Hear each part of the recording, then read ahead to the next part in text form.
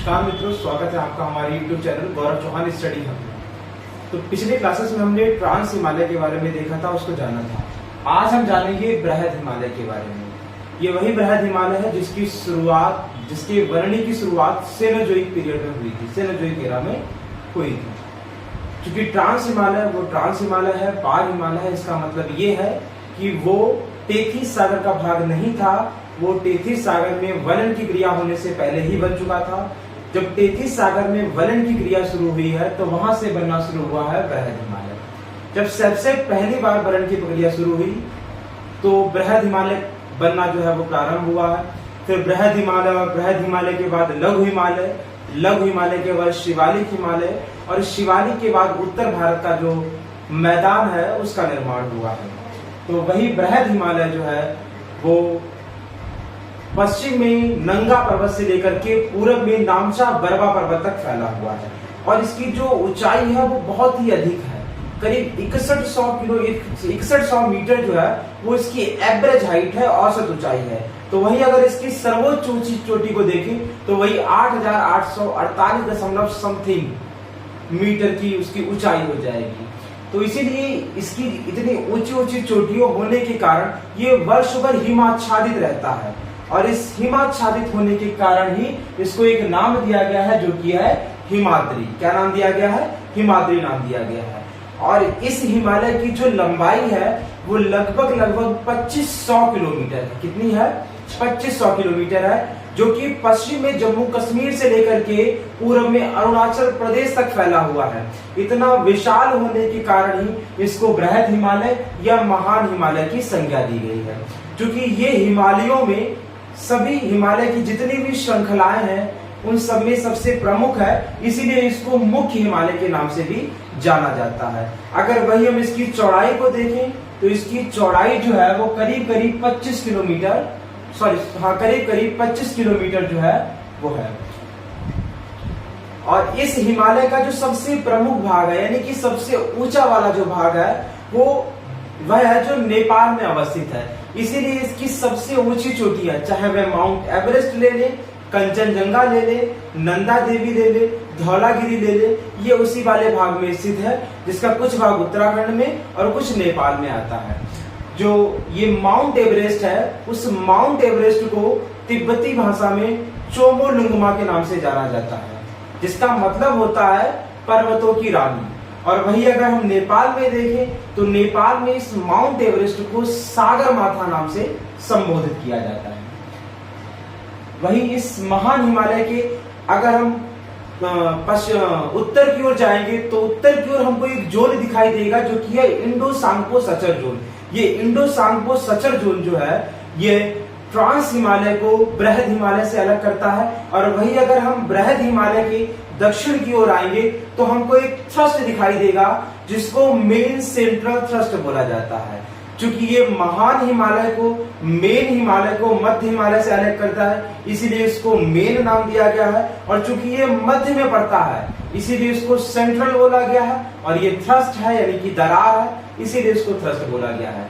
तो main central thrust जो है ये मुख्य हिमालय को मध्य हिमालय से अलग करता है। वही जैसे जैसे हम मुख्य हिमालय से नीचे की ओर, दक्षिण की ओर आते हैं तो हमको कुछ घाटियां दिखाई देती हैं, जैसे कि कश्मीर घाटी हो गई है, काठमांडू घाटी हो गई है, कुल्लू कागड़ा घाटी हो गई है, लाहौल स्पीति घाटी हो गई है। ये घाटियां हमको दिखाई देती हैं। जैसे कि कश्मीर घाटी जो है वो हिमोड़ निक्षेप जो भी आते हैं उससे पूरी तरीके से ढकी हुई है, और ये हिमोड़ निक्षेप जिस मृदा का निर्माण करते हैं उसे बोलते हैं करेवा। और ये जो करेवा है वो केसर की खेती के लिए यानी कि जाफरान की खेती के लिए बहुत ही महत्वपूर्ण मानी जाती है। और जैसे ही हम उस करेवा से आगे बढ़ेंगे यानी कि उस थ्रस्ट को छोड़ेंगे, उन घाटियों को छोड़ करके ऊपर की ओर बढ़ेंगे तो हमको दिखाई देगा लघु हिमालय। और इस लघु हिमालय को जैसे ही क्रॉस करके नीचे आएंगे हमको फिर कुछ छोटी छोटी घाटियां दिखाई देने लगेंगी। ठीक है, जिन घाटियों को अगर हम पश्चिम की ओर देखेंगे तो हमको दून, और पूरब की ओर देखेंगे तो हमको द्वार के नाम से हम जानते हैं, जैसे देहरादून हो गया है, हरिद्वार हो गया है ये। और वही ये जो लघु हिमालय है, इस लघु हिमालय की ढलान पर कुछ घास के मैदान पाए जाते हैं। जिन घास के मैदानों को जम्मू कश्मीर में अगर देखें तो जम्मू कश्मीर में इनको सोनमर्ग या गुलमर्ग के नाम से जाना जाता है। वहीं अगर हम उत्तराखंड में आएंगे तो उत्तराखंड में उनको बुग्याल या प्यार के नाम से जाना जाएगा। और जैसे ही हम इस लघु हिमालय को छोड़ करके नीचे आएंगे तो हमको फिर एक थ्रस्ट दिखाई देगा जिसको हम लोग मेन बाउंड्री फॉल्ट के नाम से जाने जाते हैं, यानी कि MBF, मेन बाउंड्री फॉल्ट। ये जो मेन बाउंड्री फॉल्ट है ये मध्य हिमालय को शिवालिक हिमालय से अलग करती है। और जैसे ही हम मेन बाउंड्री फॉल्ट को छोड़ करके आगे बढ़ेंगे शिवालिक आ जाएगा। और ये शिवालिक जो है वो हिमालय की सबसे नवीनतम श्रृंखला है, सबसे बाद में बनी श्रृंखला है, इसीलिए इसकी हाइट जो है वो सबसे कम है। और जैसे ही शिवालिक को छोड़कर हम आगे बढ़ेंगे तो हमको फिर एक दरार दिखाई देगी। उस दरार को जानते हैं हिमालयन फ्रंटल फॉल्ट, यानी कि HFF के नाम से जाना जाता है उस दरार को। और उस दरार के बाद से शुरू हो जाता है उत्तर भारत का विशाल मैदान, जो कि कृषि की दृष्टि से बहुत ही अधिक महत्वपूर्ण है।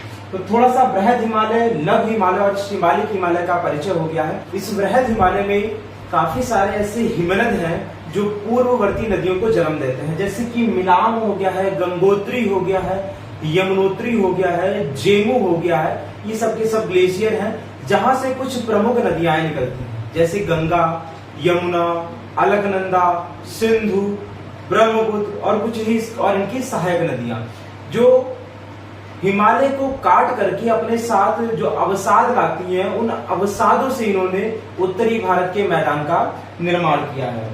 और वही इस बृहद हिमालय की जो श्रृंखलाएं हैं, उन श्रृंखलाओं में काफी दर्रे पाए जाते हैं, जैसे जम्मू कश्मीर में जोजिला बुर्जिला, तो वहीं हिमाचल प्रदेश में बारानाचा और शिवगिला, तो वहीं उत्तराखंड में नीति और लिपुलेख दर्रा, तो वहीं अगर आगे चले तो हमको सिक्किम में नाथुला और जेलेपला ये दर्रा मिलते हैं।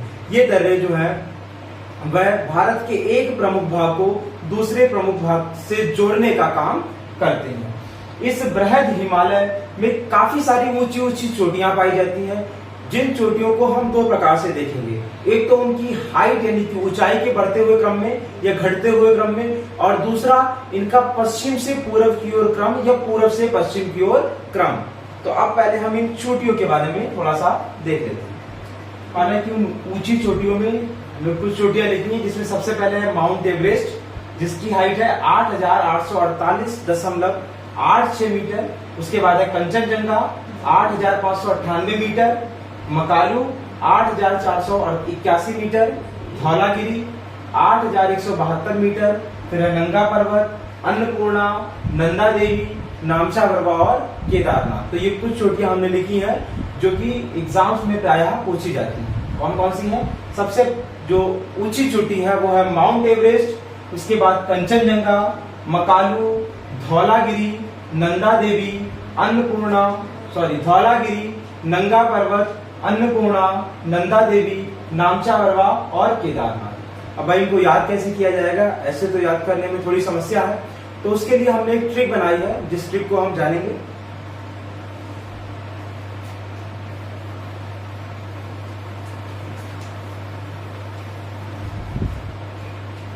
और उस ट्रिक का नाम है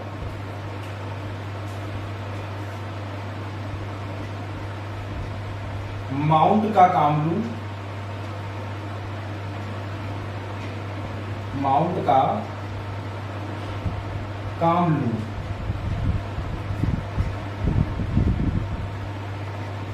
माउंट का कामलू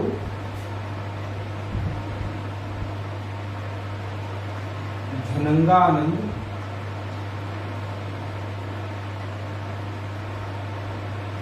का नाम लू।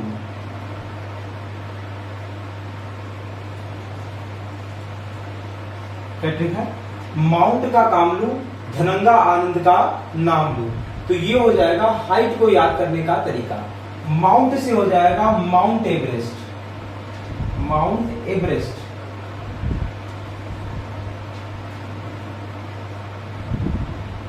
ठीक है, माउंट से हो जाएगा माउंट एवरेस्ट, तो वही का से हो जाएगा कंचनजंगा।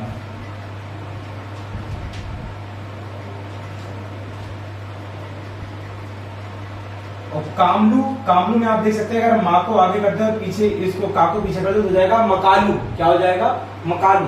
तो इस कामलू से हो जाएगा मकालू। इसके आगे बढ़ेंगे तो आपको दिखाई देगा ये धा, तो धा से हो जाएगा धौलागिरी।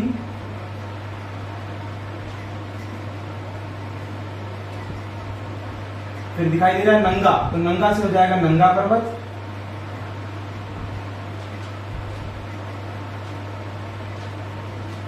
और उसके बाद है आ। क्या है? आ। तो आ से हो जाएगा अन्नपूर्णा।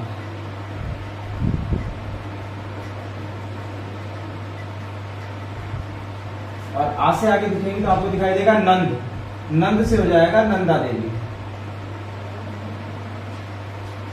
वही ये वाला का जो है वो यूजलेस है, जब नाम को देखेंगे तो नाम से हो जाएगा नामचा बर्बाद।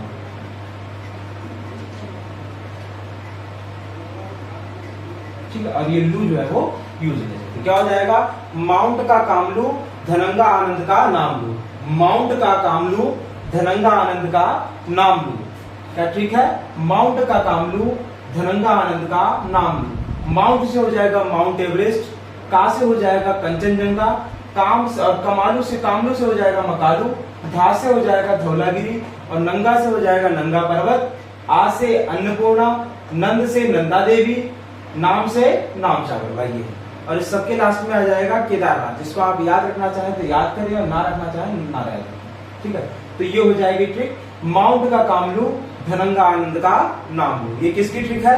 ये है बृहद हिमालय की जो सबसे ऊंची चोटियां हैं, उन चोटियों के हाइट के घटते हुए क्रम में, उन चोटियों के हाइट की क्या घटते हुए क्रम में ये ट्रिक है याद करनी। माउंट का कामलू, धनंगा आनंद का नाम लू।